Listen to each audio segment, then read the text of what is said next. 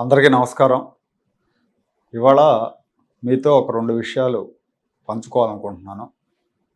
అవేంటి అంటే, నిన్న హైదరాబాద్‌లో తెలంగాణ మాజీ మంత్రి, బీఆర్ఎస్ వర్కింగ్ ప్రెసిడెంట్ కేటీఆర్ గారు ఒక విద్యార్థిని సత్కరించారు. ఈ సత్కారానికి కారణం ఏంటంటే, ఆ విద్యార్థి జేఈఈ పరీక్షలో ఆల్ ఇండియా లెవెల్‌లో 61వ ర్యాంక్ సాధించాడు.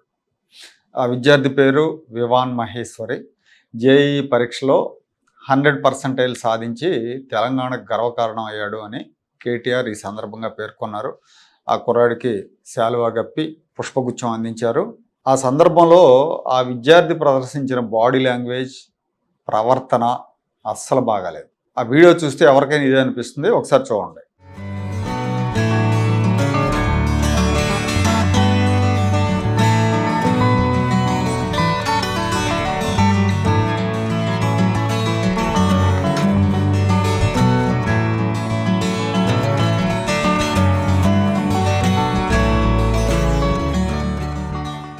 చూశారు కదా, అతని హావభావాలు ఎలా ఉన్నాయంటే, యుద్ధంలో ఒంటి చేత్తో దేశాన్ని గెలిపించిన వాడిలాగా ఫోజు పెట్టాడు.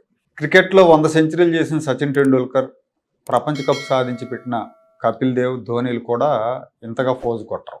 కేటీఆర్ విద్యాధికుడు, రాష్ట్రానికి మంత్రిగా పనిచేశారు, ఒక ప్రధానమైన పార్టీకి కార్యనిర్వాహక అధ్యక్షుడిగా ఉన్నారు. వీటన్నిటికీ మించి ఆ విద్యార్థి కంటే వయసులో పెద్దవాడు. అలాంటి వ్యక్తి సన్మానం చేసినప్పుడు ఈ పిల్లవాడు ఎంత వినయంగా ఉండాలి? ఆ వినయం ఎక్కడన్నా కనపడిందా?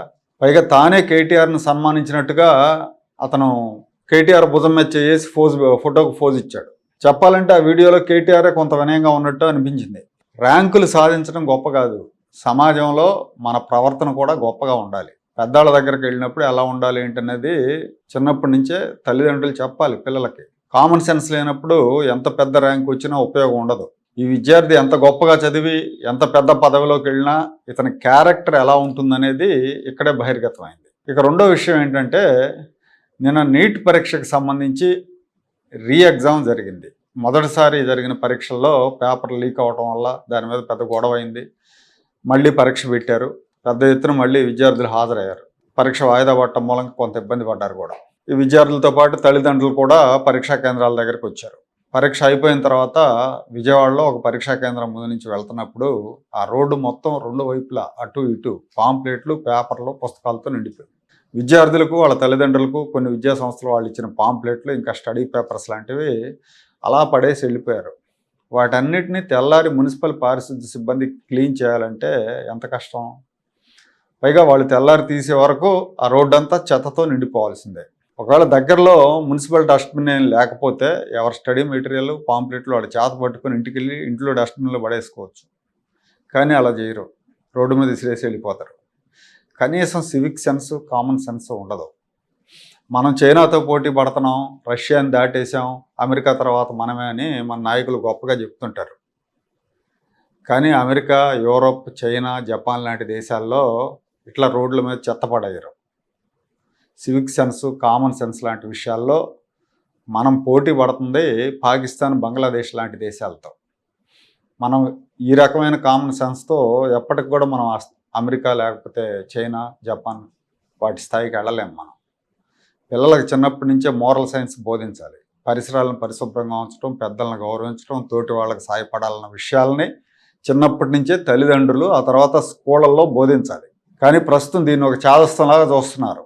ఎంతసేపు ర్యాంకులు సాధన, కేవలం ర్యాంకుల సాధనే జయం అన్నట్టుగా విద్యార్థులకు సానబెడుతున్నారు. కానీ సమాజంలో సాటి మనుషులతో కలిసి ఎలా బ్రతకాలన్న ప్రపంచ జ్ఞానాన్ని తెలియజెప్పటం లేదు. ప్రభుత్వ పాఠశాలలో కూడా దీని ప్రస్తావన ఉండదు. వాళ్ళు టీచర్లు ఏంటంటే వాళ్ళ సిలబస్లు పూర్తి చేసి చేతులు దులుపుకుంటారు. అంతకంటే మేము ఇంకో పని చేయమన్నట్టుగా ఉంటుంది వాళ్ళ వ్యవహార శైలి. ఇక ఇంటర్నేషనల్ స్కూల్స్లో అయితే అది మరీ అరాచకం. అక్కడ పెద్ద పెద్ద నాయకుల పిల్లలు, ఉన్నతాధికారుల పిల్లలు, బాగా డబ్బున్న వాళ్ళ పిల్లలు ఎక్కువగా చేరతారు. ఎందుకంటే ఆ ఫీజులు ఎవరు మానవ మాతృడు కట్టే విధంగా ఉండవు. సంవత్సరానికి 2 లక్షలు, 3 లక్షలు, 5 లక్షలు, 6 లక్షలు కూడా ఉంటాయి. వీళ్ళు ఎలా ఉంటారంటే, ఈ బ్యాచ్ మా నాన్న ఎవరో తెలుసా అనే బ్యాచ్ అనమాట. తండ్రుల పేరు చెప్పి అక్కడ హడావిడి చేస్తూ ఉంటారు, డామినేట్ చేసే ప్రయత్నం చేస్తూ ఉంటారు. క్రమశిక్షణ రాహిత్యం, దురుసు ప్రవర్తన, టీచర్లపై తిరగబట్టడం, మహిళా టీచర్లను టీచ్ చేయటం, డ్రగ్స్, ఆల్కహాల్కి ఎడిక్ట్ కావటం వంటి ఘటనలు తరచుగా జరుగుతున్నాయి. హైదరాబాద్లో తరచుగా వార్తల్లో చూస్తున్నాం మనం. ఇలాంటి వాళ్ళ తల్లిదండ్రులకు కూడా కౌన్సిలింగ్ ఇవ్వాలి. మొన్న మధ్య విజయవాడలో ఇద్దరు చదువుకున్న పిల్లలే నడి రోడ్డు మీద జీపులతో ఢీ కొట్టుకున్నారు. అందరికి తెలిసే ఉంటుంది, అందరు చూసే ఉంటారు ఆ వీడియోలు కూడా, సినిమాలో చూపించినట్టు. వాళ్ళిద్దరు చిన్నపిల్లగాళ్లే. వీళ్ళు ఇలా తయారు కావడానికి కారణం తల్లిదండ్రులతో పాటు స్కూళ్ళ పాత్ర కూడా ఉంటుంది. ఎందుకంటే చిన్నప్పటి నుంచి వాళ్ళకి పద్ధతులు నేర్పితే అంత దారుణంగా రెచ్చిపోరాడు రోడ్ల మీద. ఇక్కడ కేటీఆర్ సన్మానం చేసిన విద్యార్థి ఇప్పుడే ఇంత యాటిట్యూడ్ చూపిస్తున్నాడు అంటే ఖచ్చితంగా అతను ఆ యాటిట్యూడ్తో జీవితంలో సక్సెస్ అయ్యే అవకాశాలు అయితే తక్కువగా ఉంటాయి. పుస్తకాలను రుబ్బి ర్యాంకులు తెచ్చుకోవటమే కాదు, సామాజిక అవగాహన, తోటి వాళ్ళతో ఎలా మెలగాలనే జ్ఞానం కూడా ఉండాలి.